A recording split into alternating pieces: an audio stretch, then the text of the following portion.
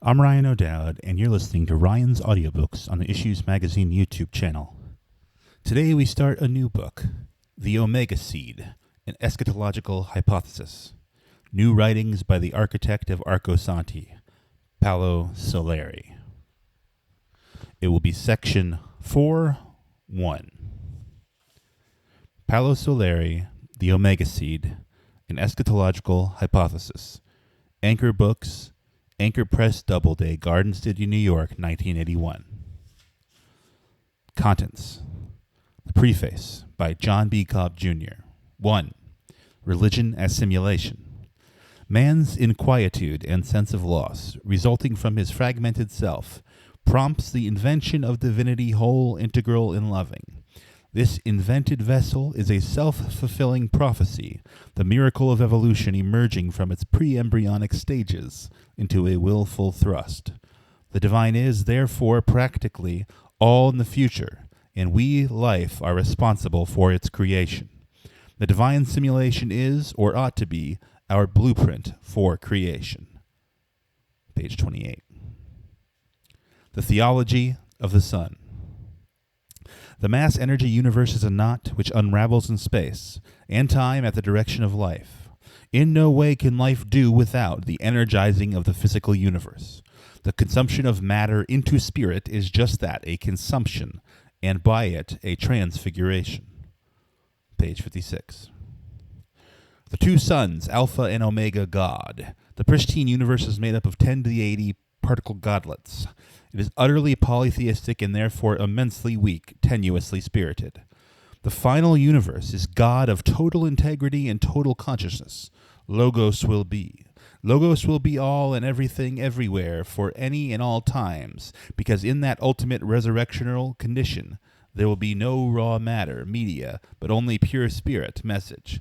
Neither space, time, mass, nor energy will impede its being, since they will have been consumed in the process of creating it. Page 67. Revelation, invention, creation. Life and consciousness will not touch upon the total radiance of the divine through revelation, but through creational genesis. Revelation does not give us a God, only a blueprint for his creation. Religion is not a revelation, but a powerfully inspired invention, inspired by the blossoming sacramentality of man's conscience. Page 77. 2. An Eschatological Hypothesis. The mystery of existence is not easily solved. It will accompany consciousness for as long as consciousness is discrete. But consciousness cannot give up in its quest for answers. If the future, as that which is not, is also the repository of the answer, such answer is not of revelation but of creation, evolution. Creation is transcendence of both the discrete, life, and the whole, cosmos. Therefore, no law is eternal. Law, be it human or cosmic, the anticipatory effort of theology, is potentially a self-fulfilling prophecy. The fulfillment is the concluding act in which the mystery reveals itself to itself, the achieved grace of God resurrection. Page 88. Logos as the Omega Seed. Life, conscience, and spirit are not generated by other than themselves. They are a fatherless phenomenon powerfully and irreversibly urging the winding up of the cosmos into the synthesis of divinity. What the process seems to suggest is that ultimately a universal genetic matrix, the Omega Seed of resurrection, will contain the totality of all that has been. Diagrams.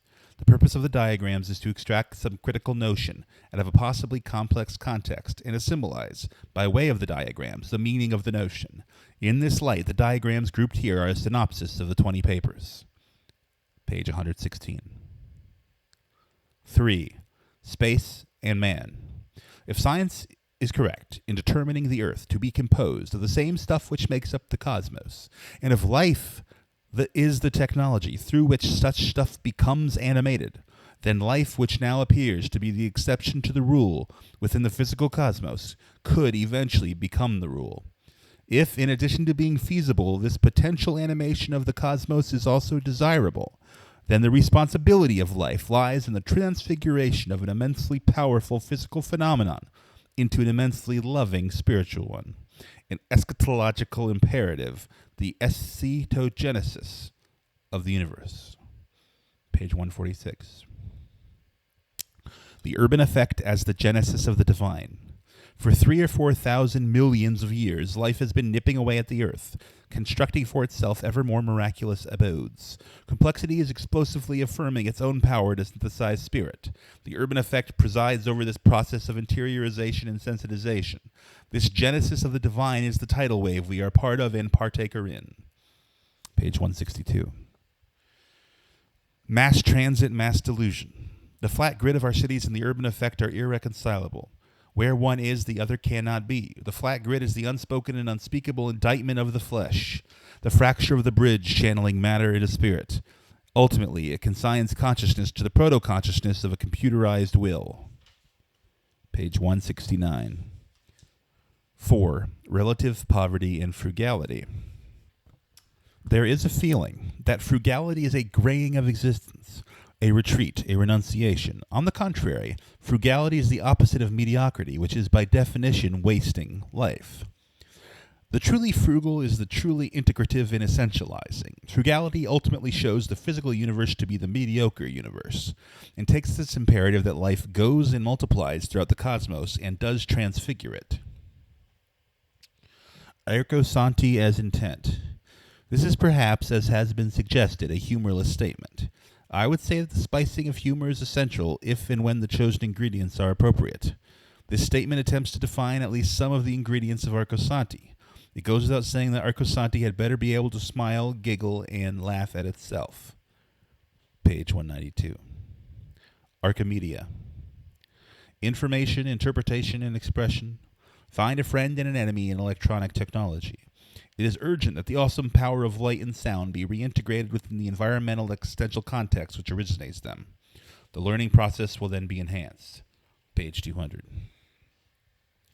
Original and radical. Page 206. 5. Sacred spaces. We, as sensitized matter, perform the miracle of sanctifying that which we behold, but we also mismanage our power when we work in our equipment yards where reverence is conspicuously absent. The sacred spaces where reverence constructs the future more and better than where reverence sings nostalgia for the past. The Gothic masterpiece is as much a successful challenge to the stony and brute nature of physical reality as it is a hymn to the Father God. Page 210. Architecture as information. Consciousness is like a membrane interposed between the inner mystery and the outer mystery. The quality of the membrane, our conscious and our doing, is directly dependent on the intensity of the appeal of both mysteries.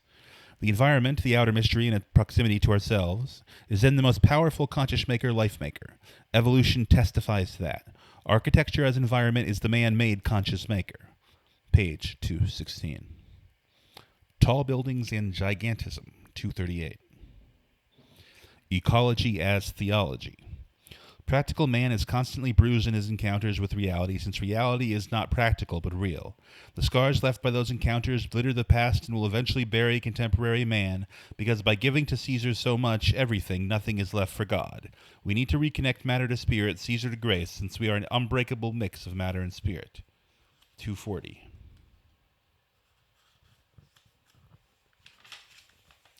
Six. The technological Frankenstein and the Delphic Oracle. The technology which constructs organisms, biotechnology, is a complexification thrust. The technology produced by the mind of man is a simplification thrust. The second is either subservient to, or the first, or its nemesis. Since in the absence of technology, the evolution of consciousness would be subject to limitations inherent in the flesh which reflect upon the mind, the denouement rests on handling the oracular, mob-oriented pronouncements of the technological Frankenstein in ways which force, with its help, the spirit from matter. 248. The mediocrity of intolerance. It is paradoxical that a certain dosage of wisdom is necessary to become wise, the paradox of youth having to go about knowing. It is misleading and cruel on the part of the teacher to consign the world to the student on the terms that we are all created equal, that we are all innately good, that we are all creative. The consequence of such bland innocence is mediocrity and intolerance. When experience is a dirty word, the password becomes do your own thing, the sooner the better. 257. A better quality of wrongness. Feasibility and desirability are often incompatible. A technocratic society has an irresistible penchant towards feasibility, which always couples with the market feasibility. Will it sell? We'll see to it that it does. The ethos of such society becomes dangerously mediocre, and mediocrity wears poorly with evolution. A better quality of wrongness is the passport to obsolescence and death. 263. Nominal freedom, contextual coercion. De facto coercion is routinely accepted as part of the social contract to which we belong. Within such de facto coercion, we cut our niche of freedom, seldom questioning the legitimacy or equity of the law of the land, real estate regulations, restrictions, etc. The price tag of freedom is expressed by the license, sanctioned or not, one gets away with. It is a poor brand of freedom, subservient to the rules of the quote-unquote free market. 270. Pre-future and its perils, oversimplification. The anticipatory act is planning. If man gives up anticipation, he endorses the notion of fate or providence. The planning of the technological rivets its attention on the anticipation of determinism. The planning of the compassionate man focuses its attention on the anticipation of transcendence. Page 280. Thus concludes section 4.1, the table of contents of the Omega Seed by Paolo Soleri. Tomorrow we will continue with section 4.2. I will see you then. Olam.